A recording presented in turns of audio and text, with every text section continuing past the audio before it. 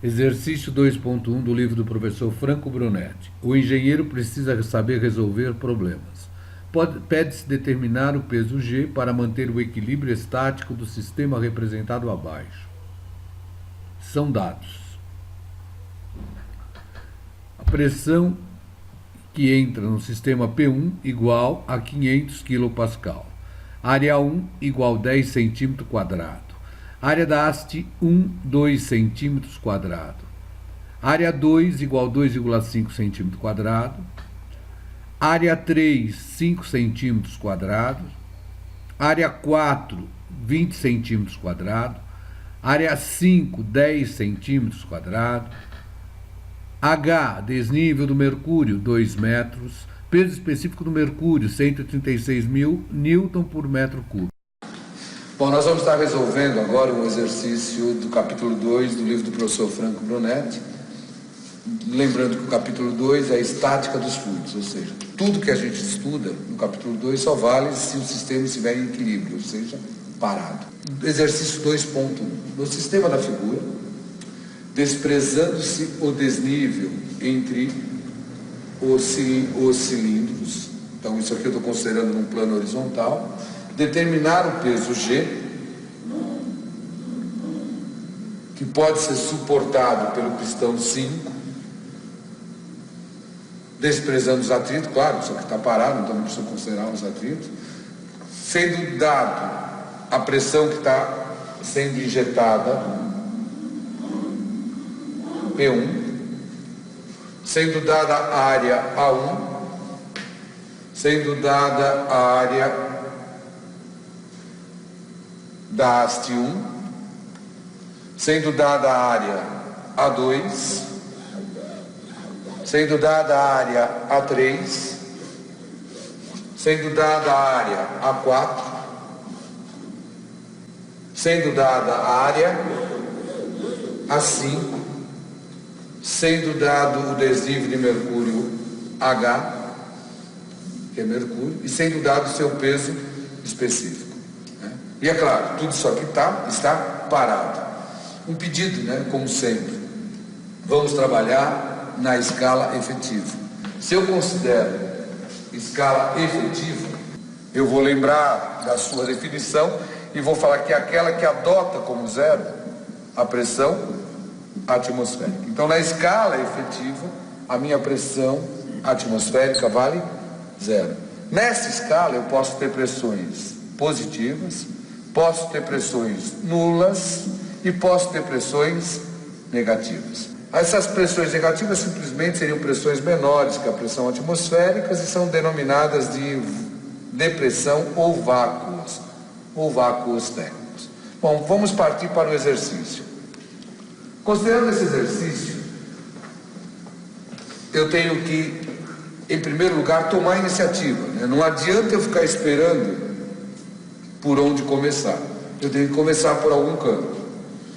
No nosso caso, eu vou primeiro considerar esse tubo em U. Considerando esse tubo em U, eu vou simplesmente marcar alguns pontos. Vou considerar esse ponto aqui como sendo o ponto 1, este ponto aqui como sendo um ponto 2, esse daqui como sendo um ponto 3. E a partir daí, eu vou estar aplicando o que a gente chama de Teorema de Steve. Teorema de Steve. O Teorema de Steve diz o seguinte, que a diferença de pressão entre dois pontos fluidos é igual ao produto do peso específico do fluido que está compreendido entre os pontos, vezes a diferença de altura. Então, se eu pego P2 menos P1, o fluido que está entre 2 e 1 é o mercúrio. Então, eu vou falar que é o gama do mercúrio, vezes a diferença de alturas, que no caso é quem? É o H. Aí eu me pergunto, quem é a pressão que age no ponto 1? A pressão que age no ponto 1 é a pressão atmosférica. Como nós estamos trabalhando na escala efetiva, ela vale quanto? Zero. Desta forma, eu poderei achar a pressão no ponto 2. A pressão no ponto 2 vai ser o gama do mercúrio, que é 136.000 vezes o desnível nosso, que seria 2. Estou tirando que a pressão no ponto 2 seria 272 mil Newton por metro quadrado ou Pascal. Lembrando que essa pressão se encontra na escala efetiva, já que eu considerei a pressão atmosférica igual a 0. Agora, eu vou aplicar novamente o teorema de Esteve entre o ponto 2 e o ponto 3. Quando eu faço P2 menos P3, eu verifico que o desnível é 0. Então isso aqui vai me dar P2 menos P3 vai me dar 0. Se o desnível é 0 e a diferença de pressão me deu 0, eu concluo que P2 vai ser igual a quem? A P3. Então automaticamente acabei de achar P3, que é 272 mil Newton por metro quadrado. A partir daí, vou lembrar de eu calibrando o pneu do carro. Quando eu penso em um gás, no nosso caso é o ar, a pressão em todos os pontos desse gás vai ser considerada igual. Então a pressão que eu achei em 3 é a própria pressão do ar que está agindo na minha área A2. Toda vez que eu tiver uma pressão agindo em uma área, em uma superfície sólida, ela vai originar uma força. Então aqui eu teria uma força F2, que seria a minha pressão em 3, que eu calculei, vezes a área de contato, que no caso seria a minha área 2. Aí eu vou achar então a minha força F2 igual a minha pressão P3 vezes a área A2. Então minha força F2 seria 272 mil Newton por metro quadrado, vezes a minha área 2, que seria igual, no caso, a 2,5 centímetro ao quadrado. Então, 2,5 vezes 10 a menos 4, porque eu estou considerando uma situação homogênea, passei isso aqui para metro quadrado. Aí, automaticamente, a força que eu estou calculando vai ser em quem? Em Newton. 272 mil, 10 a menos 4, deu 27,2 vezes 2,5. Eu vou tirar uma força F2 igual a 68 Newton. Essa seria a força que eu tenho agindo na minha área 2. Ela tenderia a empurrar o meu sistema da direita para a esquerda. Só que isso não pode acontecer, porque tudo que a gente estuda tem que estar o quê? Em repouso, em equilíbrio. Então eu tenho que ter outras forças agindo. Quando eu injetei P1 agindo na área 1, ela também vai me dar o quê? Uma força. Essa força será P1 vezes A1. Essa força estaria atuando aqui, ó. Esta força estaria atuando aqui, uma força F1. Essa força F1, então, seria calculada como sendo P1 vezes A1. Automaticamente, eu vou ter que a minha força F1 seria igual à pressão P1 que foi dada, vamos ver a pressão P1, 500 kPa, então uma força de 500 mil Newton por metro quadrado, vezes a minha área 1, que foi quanto? A área 1 foi 10 centímetros quadrados, então seria 10 vezes 10 a menos 4, que eu estou passando isso aqui para metro quadrado. Então cancelo, isso daqui automaticamente vai me dar 500 Newton. Então eu fiquei com uma força de 500 Newton. Vamos pensar um pouquinho. Ó, eu tenho aqui o meu sisteminha. Eu tenho aqui o meu sistema. Eu estou aplicando uma força aqui, da esquerda para a direita, de 500 Newton.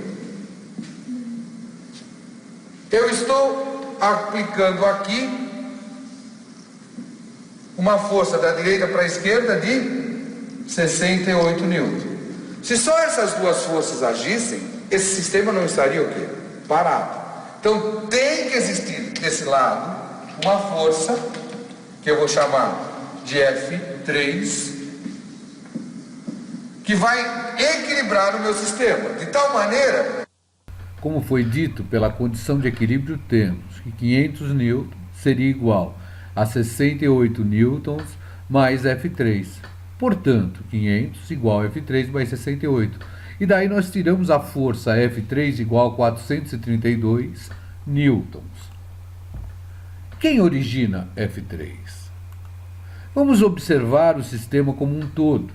E verificamos aqui que quem atua para originar a nossa força F3 seria a pressão do ar 3, tendo contato com uma área que seria A1 menos a área da haste 1. Portanto, podemos afirmar que quem origina F3 é a nossa pressão ar3. Daí nós podemos calculá-la, já que a pressão do ar3 vai ser a força que age menos a área de contato, que seria 1 menos a área da haste 1, ou seja, 10 menos 2 vezes 10 a menos 4, para que possamos trabalhar no sistema internacional e ficarmos com uma equação homogênea. Daí nós tiramos que a pressão do ar 3 seria 540.000 newtons por metro quadrado. Pascal. A pressão P3, como é de um gás, ela vai ser igual em todos os pontos. Então, apesar de nós termos achado essa pressão P3 nessa parte superior, ela virá e será igual em todos os pontos, atuando na minha área A3. Essa pressão P3 agindo numa área 3, eu vou chamar como resultante dessa equação uma força chamada F4. Essa minha força F4 será igual à minha pressão P3 vezes a minha área A3.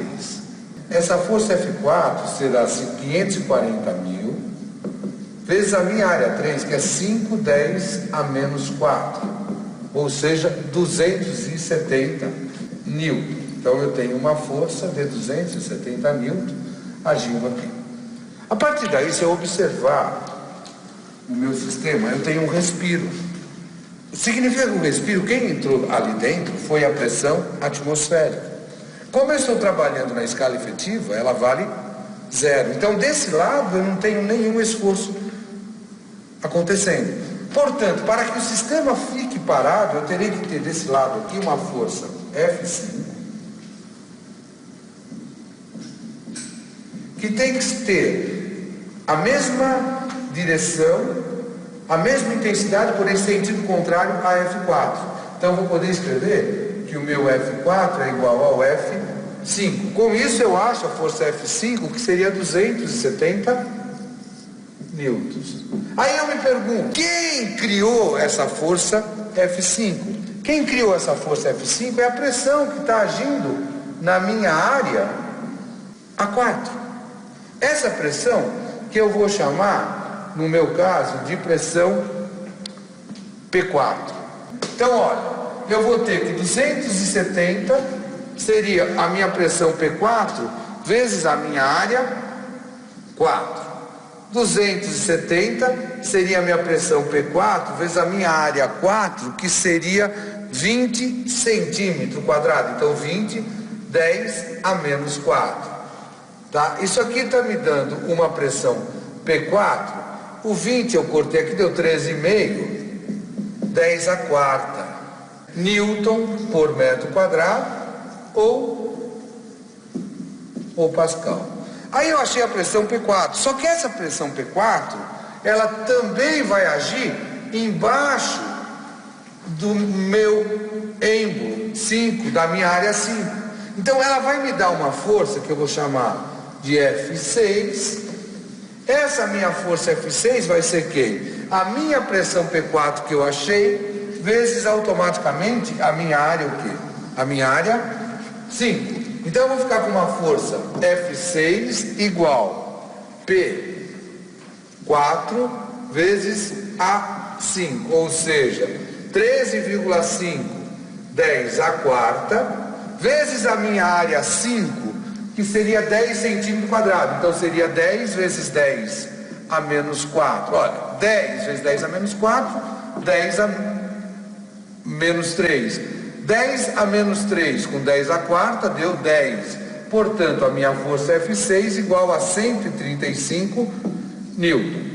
Como o meu sistema está em equilíbrio, automaticamente essa força F6 tem que ser equilibrada pelo peso. Então daqui eu vou tirar que F6 vai ser igual ao peso, portanto o meu peso para o sistema estar em equilíbrio igual a 135 newtons. Se a resolução desse exercício 2.1 do livro do professor Brunetti lhe foi útil, não esqueça de clicar no joinha e se inscrever no canal Alemão McFlu Resolve. Desta maneira você vai estar me ajudando a dar continuidade a esse projeto. Bons estudos!